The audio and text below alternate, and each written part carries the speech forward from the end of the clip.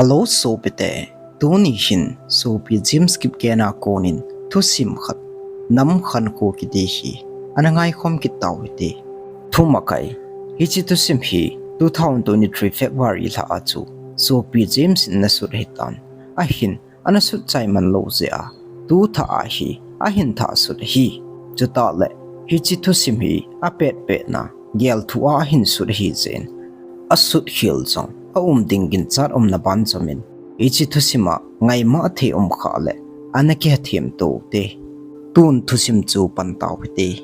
kaneu lai jin ka ho kom chu nam dang te kam le am ho thing noi mi ho namun an hi ji chun ke ho chu te bongin kana chat the po bin a hi le in chen gen the ka hi ji chun gam la thing ko ho pun ka chi ji bin a hi le ke ho gam hi lo ji chun agam nei ten ein pho jiun ke hon chong hilaya chu thing ka pu lo lew pu na ding dang chu lo hi ichi them ho ji jong chun kana ki phun ji bin hi le pha chom khat zo ki tile kum izan ham khat chu ka khuwa gol thang tha ta khat kana nei u khat chu agam len na ahung thi tan hi le a thi dan chu dam mo je le ki su kha je a thi chu a hi pon ke zong neo lai thil ho an hi wang chun kan he in hi ama pa hung thi zo phat phabep zovin koi tha a hi iti thi he ke helopin kum se in ko khowa gol thang ta hat lai lai chu ahung thi ta vin hi le mi pi ho chong lungling lau ta in kaum ta bin hi ke zong gol thang hin khu hin mang pan bep ka that zat ahung hi lai ta in ka pa zong hi ta hat ta le lo na to hat mi hi in ama zong hi kusung gol thang ho bang chun ahung bangin I chun ke hon zong ko thingin ka hol ven hi le kamo zo povin ni thum zo bahin thingphung no ye hin athi san ka gamo do pha nun athi dan chu ka velvin hi le ama hi kisu kha ja thi hilovin min atha heding chu kichin te in kai ne do ta ven hi atha chu kai in hol ta ven hi le ka ko mwa cheng ho zat dang hon hi ti a chu kum si le e tha wa ka gamu e la pi ki gu chu KAHIN mando ta ben hi le ke ho a dingin ki got na phula ding pha chu anwai ge ta na hi chun ke le ka loi ho chong min hi ti anoi se ta e bon ho chu ka thang o tom le jingun ke ho chong phula ding chun kong ki kong ta ben hi a hin ima cha nei lo te ka hi je u chun nam si pai ho la lut na all ola phula ding chu KAHIN gong ta ben hi ke ho chong ni khan hi ka ki ho uvin tua hi nam si pai ho I zob lo ne I khothing umwa hi e tha chai te di hi ka ki ti uvin ke ho chong nam si pa ya ding chun ka ki gong ta ben hi ka loi ho to phula dinga chun nam si pai ho ko ma kana zon ta ben hi I chun gen the ha sa tho pumin keng lamin nam si pai ho na lam chu ka zon ta ben hi le ana na in amun ka galung ta ben hi le deuti po hon e hin mo pha nun mei thalin hin doyen hoi lai phadin hiu ham e hin ti pha chun ke hon chong e o ke ho hi nam na tong dia hung ki pe do ka hi ve ka ti ben he le aman chong kem langa ho ga he sen e hung pui ta ben hi e hung pui lungen ke ho chong ka thau anom the sengin hi ti chun ki pa ta in kem si o pa to ki ho ling ting chun ka che ta ben hi kem si o pa ko ma ka ka thung ta bin aman chong naw te ho ipilunggel ne ya namspaya dinga nong ki pi do jing hiu ham hi bang hin khu gen thia hi azole ne ki si diu hi ting chule ki si zong leo chun ne ki le thei ta lo diu hi ati ken chong sir ke hi ki si lo dinga phatti a hung ki ke tha hung kal sunga kinung he lo dinga hung ka hi tai ka tin hi le aman chong nang ta bang lung len hi ka de hi tin kaloi hon chong hi ti chun a sei su ke chun hi le aman chong ipize mong monga hungkal sung niu ham in sung mi te to ki boize a hungkal sung niu ham atin ke chun ke hon chong ka ko ke uwa zat dang nam dang ten ka ga mu e la api uwa ka ko sung miu e tha da no le e noi se da no chu ka sei ta ben hi le am hon chong hi ti a chu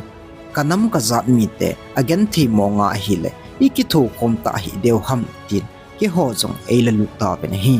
a hin ei la lut wangun thal le kal von jong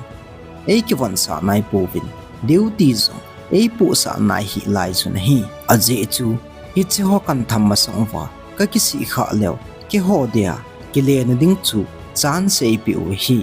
ke ho jong ke si na thu ka se kha lo je chun mun chum chumin training la dingin ei sol ta ben hi ke ho jong thang tom hu sana lut ka hi je un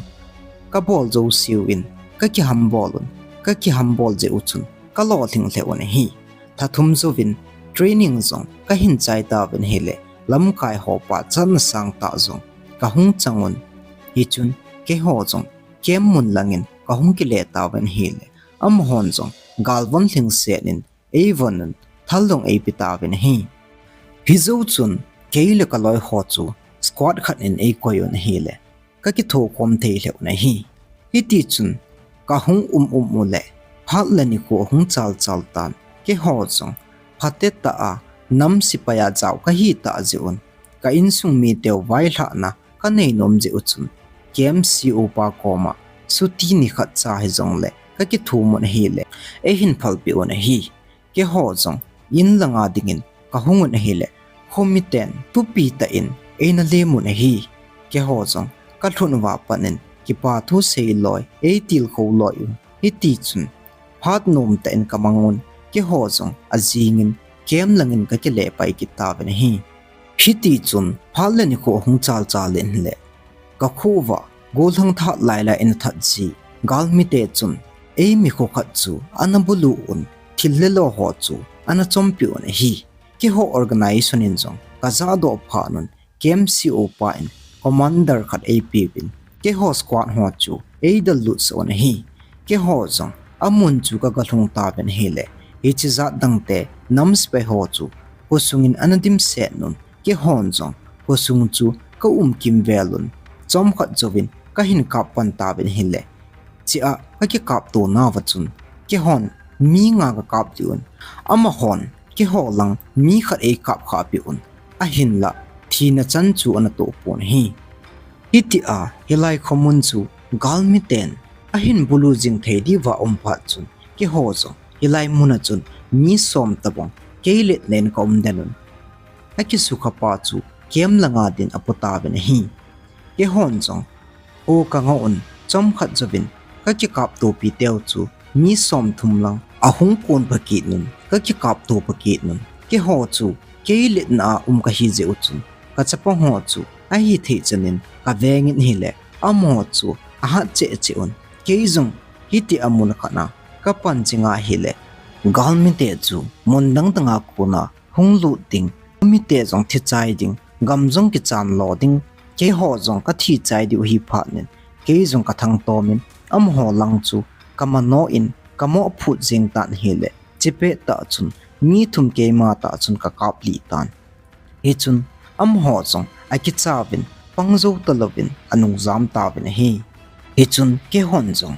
hung ki nung le ki diu ham ka tivin reinforcement ka ko be oven hi le pha chom phat jovin a hung thung ta ben hi